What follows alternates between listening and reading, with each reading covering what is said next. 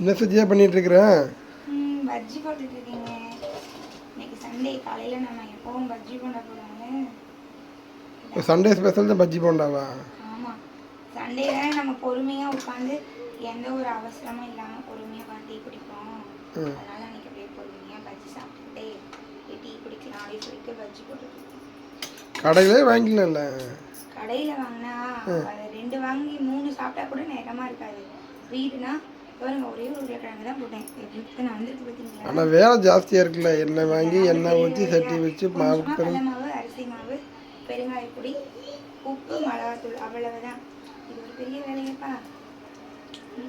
6 மணி நல்லா டேஸ்ட்டாக உட்காந்து சாப்பிடலாம். அதனால தான் வீட்டிலே பண்ணலாம்.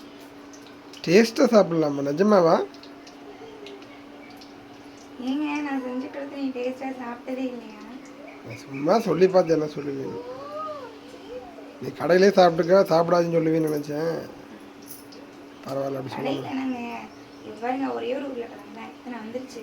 இது 2 வாங்க போனாலே 10 ரூபா சொல்லுவாங்க.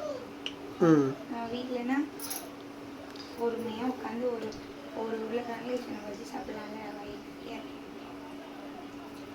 அப்புறம் கம்மனு போனா கடையை வச்சிடலாம் போல தெரியுது. நீ 2 இத்தனை உருளைக்கிழங்கு போட்டு 5 ரூபாய்க்கு விற்றீங்கன்னா இப்படியே எல்லாரும் கணக்கு வச்சு பார்த்தா கடையில் யாரு தான் வாங்குறது? அப்புறம் என்ன மாதிரி நிறைய சோம்பேறிகளும் இருப்பாங்க. நினைச்ச உடனே சாப்பிடணும்னு இருப்பாங்களா, அவங்கள வந்து சாப்பிடுறது. என்னப்பா சாமி இங்கே பாருங்க. என்னம்மா? நீங்களும் சண்டே ஸ்பெஷல் ஏதாவது பண்ணி சாப்பிடுங்க. முடிஞ்ச வரைக்கும் வீட்டில் பண்ணி சாப்பிடுங்க.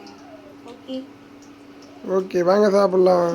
வாங்க, எல்லாம் பஜ்ஜி சாப்பிட வாங்க எங்கள் வீட்டுக்கு. சூடான பஜ்ஜி, சுவையான பஜ்ஜி. புளிஞ்சு போனால் கிடைக்காது, உடனே சாப்பிட்ருவோம். சீக்கிரம் வாங்க.